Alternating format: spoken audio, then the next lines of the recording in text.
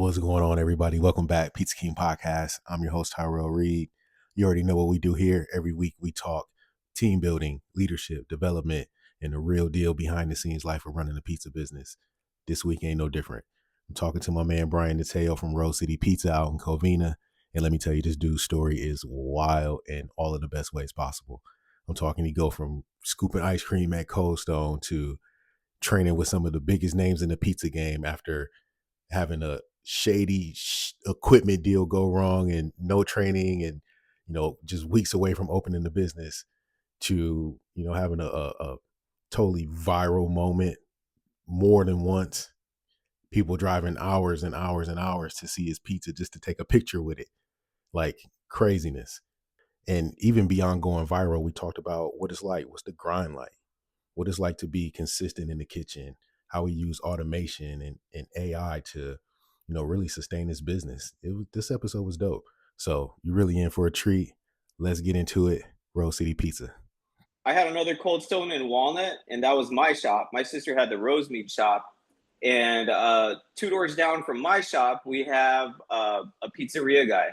And he's all like, hey, I'll teach you how to make pizzas if you buy like my equipment, some of my older equipment. So we bought his equipment, we put it in our garage, and we started the build out next to my sister's place.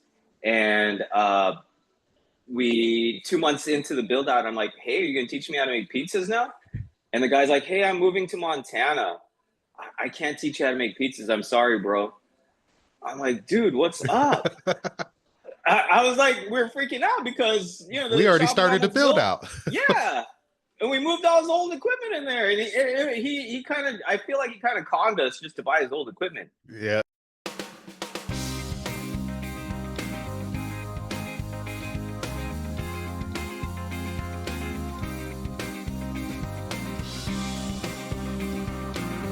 What's going on, Pizza Fam? Look, I appreciate each one of you for listening to this show, listening to this episode. Before we get back to it, I wanted to tell you about my favorite product right now, Todd's Curry Sauce. I met these guys at the Florida Restaurant Show, Pizza Tomorrow Summit, and I'm telling you, ever since I tried that sauce, I have been putting it on everything in the shop. Chicken wings, pizza, you've seen the pizzas, chicken sandwich, salad dressing, like we've been putting Todd's Curry Sauce on everything, and I'm here to give you a special deal, special offer. Go to their website, toddscurrysauce.com, use code Pizza King, and get 10% off your next order. I promise you, you only need to try it one time. It's going to be the best curry sauce you ever tasted in your life. You're going to start putting it on all kinds of stuff in your shop, even at home. I got a bottle in the pantry here at the house. I got a bottle at the shop. Elliot, Todd, I need another bottle because I'm putting it everywhere. I'm putting it on everything. So go check it out. Use code Pizza King and get 10% off your next order. Peace. Let's get back to it. Like reestablishing connection. I'm like, oh, should I still talk or what? Oh man, I'm sorry about that. No, I'm sorry about that. But yeah, but thank you for hanging in there and sticking with me because I've been looking forward to having this conversation too. Yeah. You seem like you're just like such a good dude, man, and I love that you too. Hell yeah. But hey, so take us back to the beginning. Okay. We'll skip over that whole part and take us back to the beginning. How'd you come to where you are now? So the beginning was in 2009 during the recession, and my family and I, we were in Cold Stone Creameries. So we had a Cold Stone Creamery in a strip mall in Rosemead, and 3 doors down there was just like this vacant spot, and we kept looking at it, and it was like, is the landlord going to do anything with this spot? And so my dad asked the landlord, my dad's always trying to get into business and everything. So my dad asked the landlord, like, he also thought, would it be cool to be like 3 doors down working from your sister at the ice cream shop? I don't know. He always liked to keep us together. I like that. I had another Cold Stone in Walnut, and that was my shop. My sister had the Rosemead shop. And 2 doors down from my shop, we have a pizzeria guy. And he's all like, hey, I'll teach you how to make pizzas if you buy like my equipment, some of my older equipment. So we bought his equipment, we put it in our garage, and we started the build out next to my sister's place. And 2 months into the build out, I'm like, hey, are you gonna teach me how to make pizzas now? And the guy's like, hey, I'm moving to Montana. I can't teach you how to make pizzas. I'm sorry, bro. I'm like, dude, what's up? I was like, we're freaking out because, you know, We the already shop was started the almost build built. out. Yeah. And we moved all his old equipment in there. And he kind of, I feel like he kind of conned us just to buy his old equipment. Yeah, and so he And could have some money and get out of town. Damn. yeah. So we were freaking out. So in desperation, we heard about the Pizza Expo. So we went to the Pizza Expo and we're like, hey, maybe we got some ideas, whatever, read some books, some resources. And we bumped into Tony Gemignani. And he's like, guess what? I'm starting a pizza school and you could be one of the first students. So back in 2009, my sister and I, we enrolled in Tony's class. I believe it was like maybe 5 days in North Beach at his original restaurant. So, but when we got there, it was he's kind of catering more towards. There were some industry people, but I feel like it was more towards like homemakers and stuff. Ah, So he knew that too. So, but he wanted to make sure that, you know, I was ready because I told him, hey, we're opening in 2 months. So he connected me with his friend. Well, he was also an instructor, Bruno DeFabio. okay. And so I went to New York and I stayed on White Plains and worked with Bruno, mostly John, his manager, John Christina. And John owns in the store there. Yeah. yeah, and John owns Pizza Fenice now, and Bruno's still doing his thing. But yeah, I was in New York learning the real deal. So How long did you stay there in their shop? I feel like it was like 3 weeks, maybe a month. Yeah. But I had an extended stay in White Plains and I drive over to Scarsdale and I'd work all day. I'd work all day and they'd tell me, hey, Brian, you can do the New York thing, the whole like sightseeing when you've made it. You come back, but you're here to work. Yeah. So I worked. I mean, you're spending all that money to be out there and do it. You might as well get the most out of that training, right? Yeah. So it was like 14 hours. It's crazy. They have basements. New York's full of basements. So I'm like carrying trays of like dough, bags of, oh, it's crazy.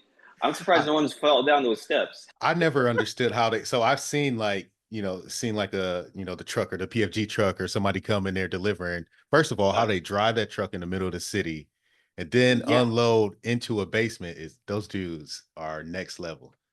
Yeah, that is next level. But I guess they're used to it. They're used to it. So in training that way, do you feel like you walked into your shop ready? No, but well, better than being fresh. But back in the day, it was measuring things, lines on a cup, Yeah. using a lot of ice in the water. Cup doesn't change.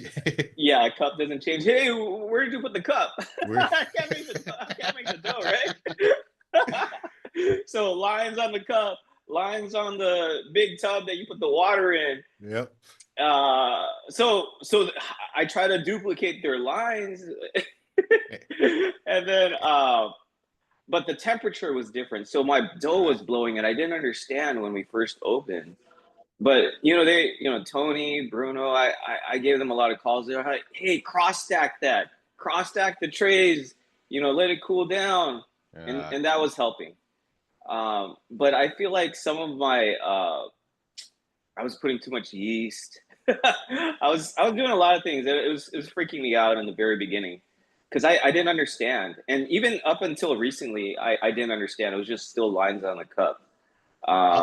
I'm still lines on the cup. Now we know what the line is. So if the cup changes or the bucket changes, we can adjust. But I feel like the way I learned to make pizza was all about, okay, we follow our recipe and we hit all the lines on the cup, but then the skill came in how you manage what happens afterwards, right? Yeah. Is it too hot in here? Is it too cold? Did we put enough ice in when it gets humid here in Florida? And yes, sir. now pizza's different. Yeah. How are you managing where you are now with that? So now it's weights. It's DDT. It's direct. It's what's it? DDT stands for desired dough temperature. So now I'm walking around with like thermometers, and we're getting the dough to like be, after the whole mix, we're getting it to be like between 73 and 78 degrees, because then you activate that yeast. Yeah. It's like all science and art now in baking. So I'm reading that modernist, pizza book, and it's really the pizza game has really changed after the pandemic. I feel like people stayed home and learned how to make pizza through the internet and books, but they've really elevated the game. They learn how to make good pizza. Yeah. They learn how to... Back in the day, pizza was pizza. Pizza is pizza, right? But now, like, I was tripping out because people come in like, oh, there's flop. Like, what? The undercarriage. I'm like, what? Look at the bubbles in that. I'm like, yeah, it happens. Oh, I need more bubbles. Oh man, it's totally different, but I respect it because it allows us to highlight. Before there was no way to really highlight being a premium product, right? The value to the customer, the value was the same as a $5 pizza. And why should I pay more for yours? And I think now that when I've talked about it with someone else before, now they understand it and they expect good quality. Yeah. So it definitely elevated the game. It definitely, I'm always learning, right? I'm always learning, trying to like get better, try to evolve, try to have their second slice better than the first slice. Yeah. So yeah, I feel like I'm a creative person, and I kind of get complacent sometimes, like if I'm doing the same thing. So it's cool to switch it up. Still in the ice cream business, or did you guys get out of it? My sister's still in the ice cream business.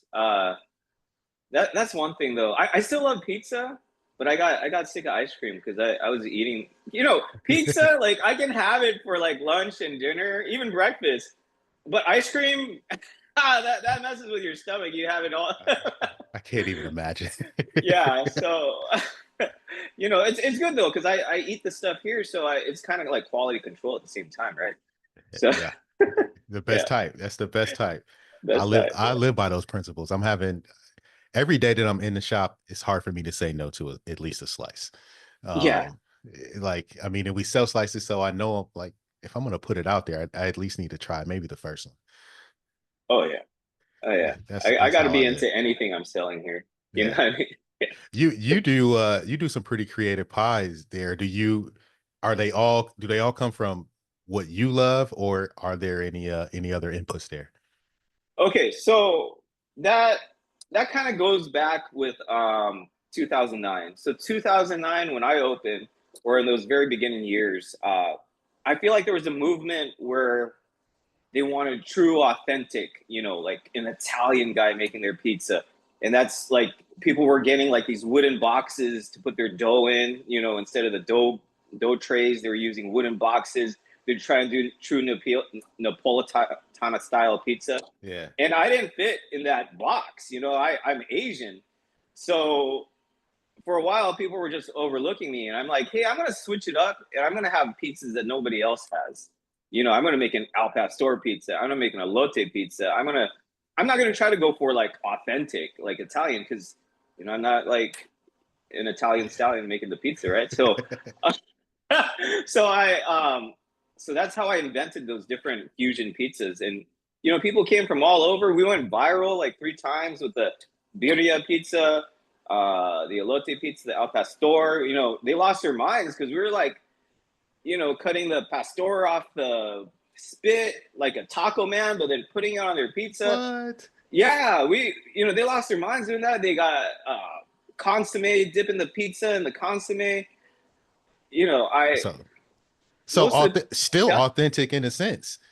Yeah, well, yeah, but the demographic, the people, my customers in Rosemead, they were largely Latino and then Asian.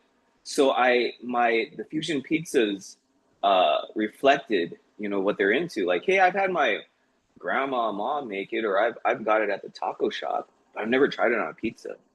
And so that's how I got people to come in. I love it. It's almost like let me bring what I was gonna have for dinner tonight into the pizzeria and turn it into a pizza. Hell yeah.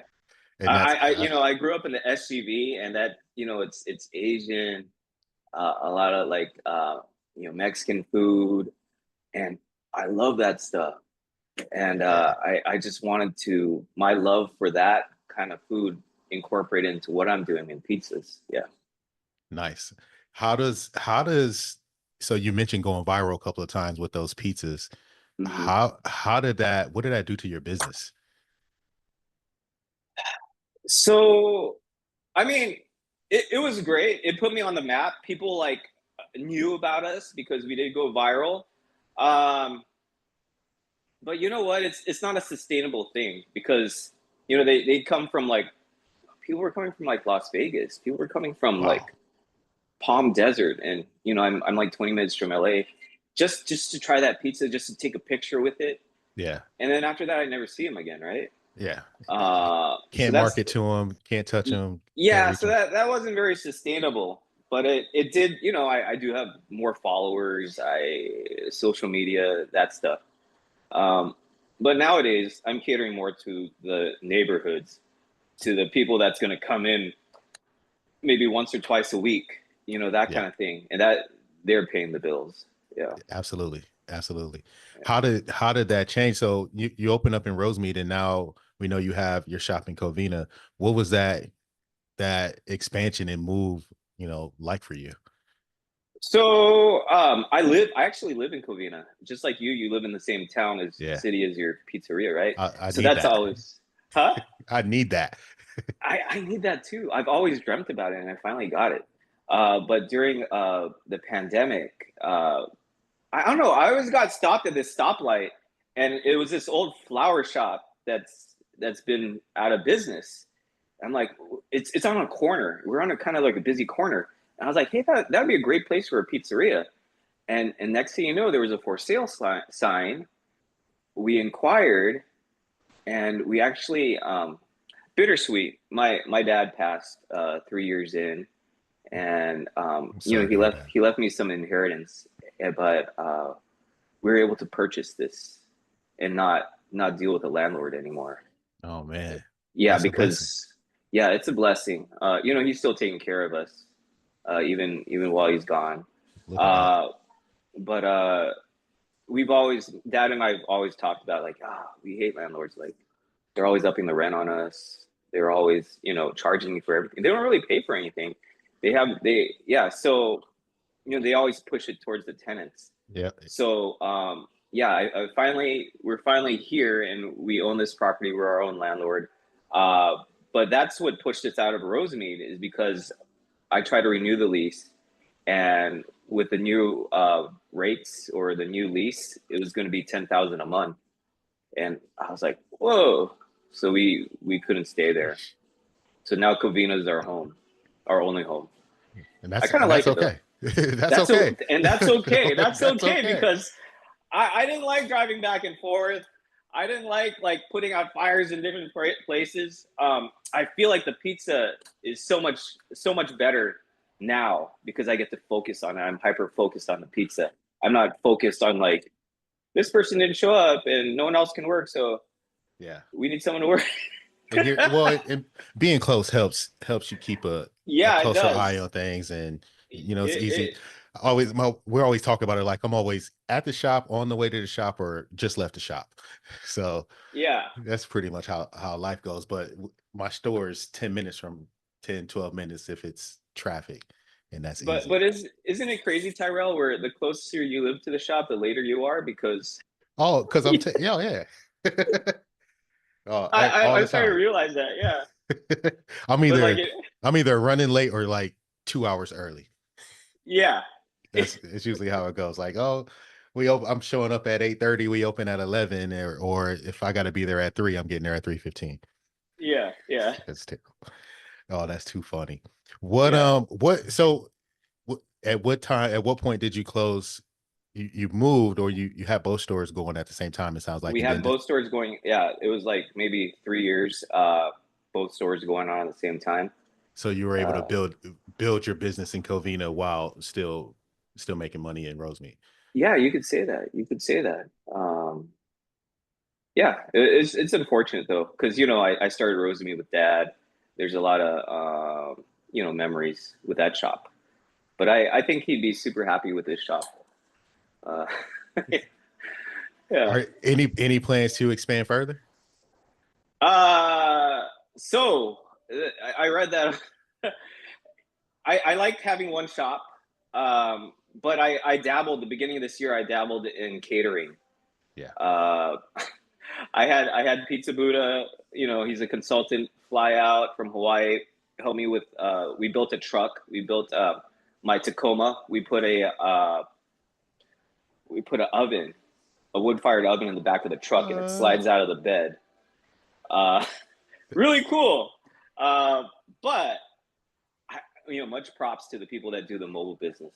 It's a lot of work. It's the setup, the breakdown, and then I'm working on a wood-fired oven. All my systems here are set up, and what I've been using is set up for consistency. We use the conveyors, we were using a press, but set up for consistency. Now with a wood-fired oven, it's kind of not as consistent, but that's the beauty in wood by design, right? I think. Yeah, I think by design, that's the beauty of it. Each pie is its own kind of its own kind of special thing. So I can't. Well, maybe not now, but I can't be talking to somebody and watching the oven at the same time, because next thing you know, the thing burns on one side. I'm like, like, I'm sorry, I gotta do this all over again for you. Yeah. So I mean, Al Pizza Buddha, he keeps calling me. He's all like, "Hey, when are you gonna start the truck back up? When are you gonna do the catering thing?" But when you kind of like start something and you suck at it, I mean, there's a bunch of things I'd rather do than suck at something, but I feel like that's the whole learning curve, right? And I gotta embrace the learning curve. So I gotta like kind of get that momentum, to get it back going, because we did invest in a lot, and that's how I plan to expand the business. Through catering. Yeah, through mobile catering. Have your pies that you cook in the conveyor, have they come out to the same quality or standard that you like out of the wood fire oven?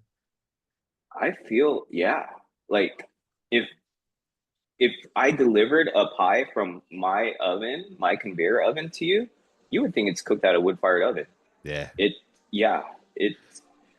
great. I've I dialed in. I saw you're running triple stack edge, right? Oh yeah.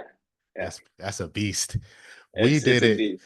I was scared. So I've been a deck guy my whole career. We make New York style. We've been on decks, but we did one little shop actually about 2 miles from here. We built this shop out, and we bought an edge and but we still put a deck on top of it, a single stack edge, and put a deck on top of it, because we were like, no, we're gonna need to finish the pies off on the deck. We're gonna run it through the conveyor, then we'll throw it in the deck, just so we at least touch the deck with it, I guess. And after about 4 months, everything was just coming straight out of the edge, straight to the box. It worked fine. It was great. That's crazy, Tyrell. That's what I did too. I put the edge. You did? I had Baker's Pride ovens for the longest, and I put, during the transition, I put my edge on top of a Baker's Pride.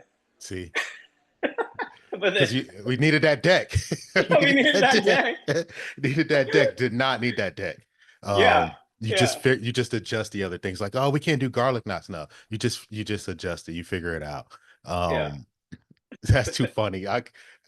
It's still there. I'll take a picture of it one day, because it's still there, but nothing ever half the time the deck doesn't even go on, because what everything goes straight through the conveyor. But what I did is I got a little convection oven, so I do like what the stuff that I would have done on the deck, like, because we prepare the the birria, the pastor, all those things. But that Baker's Pride, it sucks a lot of like gas, and it's not as very efficient. Yeah, very much so. Very much so. Very much so. It is. That thing is a beast. Yeah, it's a beast. They're reliable, but it is a beast. Yeah.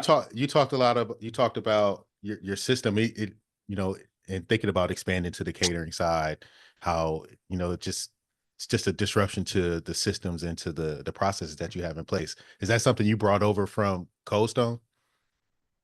No, it was during the pandemic, I looked into having a restaurant coach. He brought in some of the systems. The systems are good for accountability with the staff. Mhm. You know, they have like the 7 shifts checklist. Yeah. Now it's not like, oh, I think I remember this and that. It's holding them accountable. You know, I developed a culture during the pandemic. You know, we have like a mission statement, core values that helps. Mhm. When Pizza Buddha came over, we did recipe cards. We did a whole like back before him, or back before even the pandemic, we'd have like recipes just stuck on the wall. You know what I mean? Yeah. We just have recipes stuck on the wall, just written on paper. Everything's systematized. Like we have the date code genie now. We used to just be like, hey, vegetables will expire in 3 days. So we just like cut out a piece of tape. Now everything's programmed on date code genie. You do it once and it's done forever. Yes, and no one's asking me like when does this expire again? Like, you know, I can't be doing that, answering that question all the time. What So what's been one of the most transformational, you know, systems or processes that you put in place? transformational, you know, scaling everything. Uh, we have set amounts. Dude, I should. Can I give you a tour of what we're doing? Please do. Okay, so I so And this is this great. is We're our getting a dough room. live tour on the Yeah, podcast. Yes. yeah, this is our dough room. So we're still using a planetary. Everyone's kind of using that Spirals now, the but spirals now, but this is this old is, school. yeah. But coming down over here, we got the dough divider. So Nice. we've incorporated automation. So we got the Divider, rounder divider, here. rounder. Yeah, it's Nice. taken apart. We got the rounder. So this is kind of revolutionized Rose City Pizza with the automation as far as consistency. Ooh. Um, yeah, What's you know, is that? So is your mixer, is that 40? Is that a 60 quart or a 40? yeah, That's a 60 quarts, 60 60 quarts. quart. So Yeah, you throw a whole batch into the divider, or do you got to split it? we got to split it. Okay. So uh, so what you do is you go. Can you see this Yep, I chart? see it. Okay, so you from the mass, you make like 9 pounds. The divider will split it 20 ways. So you have to kind of do math, and it makes like the 8 ounce balls or something like that. So that, you know, the large is 25 pounds. It'll split it up to about 19, 20 ounce balls. Nice. So it's like a big cookie cutter, if you can see that. Yeah. Yeah. I love And it. then I'll take you to the back of the line. So we Clean got the kitchen. trip. Huh? Clean kitchen. I love it. Thanks. We weren't always like this, but Pizza Buddha came through. Told us Nice. we had to do some cleaning. Uh, yeah. This is Mario, our manager here. What's up, Mario? So we got the recipe cards right here. We scale everything Scaled up. out. Yeah. See, all the proteins are in baggies, 100 grams. Nice and fast and Yeah, nice consistent. and fast, consistent. Uh, you know, we used to have a range. We used to have 2 fryers. We really simplified things. We went down almost 75% of the menu. We had a huge menu. Now we're just hyper focused on pizzas, mostly pizzas, and we have wings and salads. Nice. That's about it. Yes, Very sir. nice. I love it. Thank you. Yeah, no problem. I'm always happy to share. Yeah, so I don't know. I oh, can you hear me? No, I got you. Yeah, I got you. Oh, okay. So I feel like a lot of eyes are on California because our minimum wage is pretty high. Yeah. And everyone's like looking to see how we're gonna like, what we're doing about it. So right now, I feel like automation has been helping. We've actually been able to lower our prices because we less labor and more consistent. Nice. AI answers our phones now. How's that? I wanted to ask you how that's working for you. Oh, you saw my ad? I saw the ad. I'm like, I met that dude in Vegas. It's great. I mean, it's not perfect, but it's a godsend because like it's a lot to be answering the phone and helping the customers, the front facing customers. Yeah. And we're able to run the shop with two people. So the expediter, the person who's slicing the pizzas, can also hand out the pizzas, and we don't really have to deal with those phone calls. Nice. If you have Toast, Loman AI, it seamlessly kind of like sends the orders through. So that's a good thing about Toast. I mean, it's pretty expensive, but for the capabilities, I feel like it's worth it. Nice. I was talking to Joey Carvelis out of Atlanta, and he was really trying to figure out a system for his stores, and he's got some really busy stores, but the phones are crazy, and he was thinking about Loman as Yeah, do as it. a solution. We have Loman like kind of clock in, you would say, at 4:30. Her shift is from 4:30 to 9. So she runs That's our dinner. busiest times. Yeah, because I think it's about 30 cents a call, but Okay. it's still cheaper than an actual person, right? Cheaper than a person. How about the accuracy on it? Is it The fairly good? accuracy is great. It's great.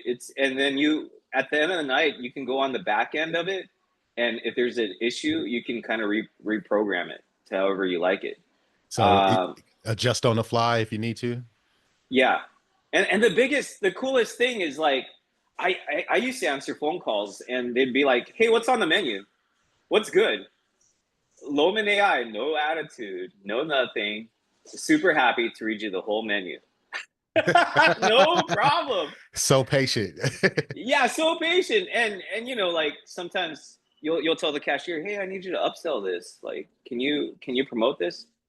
And then you walk by and you're like, "Hey, why don't you do that?" Loman AI never forgets. It'll I saw on your page you ran a cashier shift the other day. So would you hire you or Loman? I would hire Loman 100%. We need Loman hologram. like like Tupac. Come hand out these pizzas. Oh my Oh goodness. yeah. Oh man, was that a real review? Did somebody really say who's that guy on the front? Yeah, it was about me. Oh man. But I was dealing with two Steves, and I was kind of like how my wife has done that to me too, where like, hey, I need to pick up something at the restaurant, but I didn't know what you ordered, so I had to figure that out with one of the Steves, and now make sure he got the other Steve's order right. And meanwhile, this guy's like judging me, I guess. like you have no idea how tough this job is. Yeah, Oh yeah.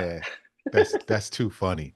What would you tell somebody who's looking to, like I said earlier when we were talking offline, a lot of folks that listen to our podcast are, you know, the home baker that's thinking about opening a shop, or someone who is doing something else, or maybe they're in finance, like your neighbor Paul, who was in finance before he got into pizza. Maybe they're thinking about getting into this business. What advice would you give somebody? It's hard, and you gotta love it. There's times where I'm like crying in my car in the parking lot. And there's times where I just feel like I just got to go to church. But Yeah. uh, yeah, you got to love it. And I ask myself that on the hardest days, I'll be driving home like, should I be doing something else? Yeah. But the answer is always no. I can't picture myself doing anything else. I love what I do. I love working with people. I love meeting my customers. Um, you just got to weigh the pros and cons. Is your family supportive of it? Um, that's another thing. The long hours. Are they? Will they understand? Um, it's a lot. That's why like the 1-star Yelp reviews, it kind of like stabs you in the heart because you're trying so hard and then you get somebody. If I didn't care, then it wouldn't bother me. But it bothers a lot of us operators that are actually really trying hard and at our stores like 80 hours a week, right? Yeah. Right on. It is tough. It is tough, but if you enjoy it and if you enjoy people, it can be a great business. I can't imagine doing anything else at this point. Right? Yeah, I can't imagine doing anything else. Yeah. I lay up and, and I get inspiration. I'm on Instagram. I see, all of the things that you guys do. I saw you did a great looking fried chicken pizza a couple days ago. It looks like, Yeah. so it's like, it's exciting. I get in there and then Switch it I up. want to go Yeah. try it. Like I can't wait. And I have the perfect place to go play. I can sit here at the house and see something on TV and I got an idea. And then I'm like, okay, I'll be at the shop in the morning and then I'm going to try that. And I think that's the coolest thing in the world. Yeah. Yeah. Cause, yeah, it's this is like kind of feels like my first home and my real home's like my second home. But I have that freedom. Oh, I gotta show you the front. Have you seen inside? Only through pictures. You got the whole, it's like 90s decked out. Yeah. This is like my man cave right here. I get to like play video games. This is Camden making coffee in the morning. Good morning. Yeah. So it's Nice. I get to kind of like make it my own, or and kind of what pizza has turned into. It's more of like nostalgia. I feel like I don't know. It's more of a nostalgia thing. And the '90s, I grew up in the '90s, so I wanted to have that '90s feel because to me the '90s was like a good time. The best time. So, the best time. Oh, yeah. So Right that's I kind of want to just share that with my customers and with the generation coming up, right? Nice. I'm sure you get a lot of folks that drive by and say, "What is?" Because I've seen the outside. You got the big mural on the outside too, right? Did you Oh get yeah. people that come in like, "I just wanted to know what was here"? Yeah. Well, we have a skate park across the way, and sometimes like pro skaters will skate that park, and you see the Rose City mural behind them when they're busting a sick trick. Nice. Yeah. Nice. What's your favorite pizza on your menu right now? You know what? I went on that Stanislaus tour, and ever since then, I've really loved our margarita. Just the simplicity of it. Yeah. It's great. We use the Alta Cucina. We blend a little bit of the Molina Passata, and then I put a little bit of super dulce. And then, we use the fresh basil, the truly olive oil. I don't know. It's great. I don't know if I'm just getting old and I don't like the crazy stuff, but but sometimes, you get the best flavors from the simple pies too. yeah, yes, sir. I mean, so those fusion pies we talked about, they're not very popular here. And I was kind of like, oh, people don't like my signature pies, but I feel like we're going back to that nostalgia thing where, they like the pepperoni, they like the classics. So, so that's when that kind of like got me to. At first, I was kind of like upset, like, what do I do? Like they're kind of just like the basic pizzas. But then now I'm kind of like dialing into the dough. I'm doing different flour blends. I'm doing, getting creative, but in the classic, kind of way. Did that change happen just as a result of being in a different community than where you started? I feel like, but then the more I look on social media and the more I see things, the move is more towards the classics. Yeah. So, and I think, sometimes I'll taste a pizza and I'm like, oh my gosh, this takes me back. This takes me back to the round table days where I used to like hang out with my friends. So, so that's what I'm focusing on now. Is, I like it. The classics, and it's great. We ran a report because I do a lot of just crazy pies. We do challenges and we just have fun in the kitchen just between us. And we post it and sometimes we'll put them on the menu on our secret menu. But when we ran the numbers, I think for 2024, almost 80% of our pizzas were cheese and pepperoni. Yeah. It was like we spent all this time and we make all these beautiful pies and take all these videos and pictures for Instagram, but then they just want cheese or pepperoni or half and half or two half and I halves. hear you, Tyrell, because I'll make it sound so good at the counter. You know, you gotta try this al pastor pizza. We make it ourselves, blah blah. And they're all like, "Yeah, that's cool, but I'll take the pepperoni." Take the pepperoni. Keep it. I think there is a movement towards quality, but I also think people are just scared sometimes too.